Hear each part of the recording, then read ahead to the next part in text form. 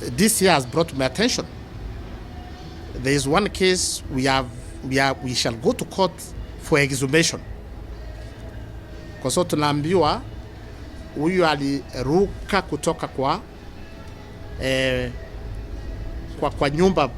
nyumba fulani, lakini tunaangalia hiyo shimo, so we need again to have that body exhumed, look at the dimensions, pahali alitokea na mwili wake. So we are doing thorough investigations, as I've told you, including exhumation. But as you know, in the law, for us to exhume any body, we need a court order.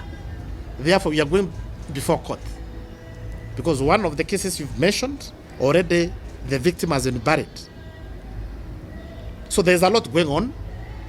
Whoever found culpable will face the law.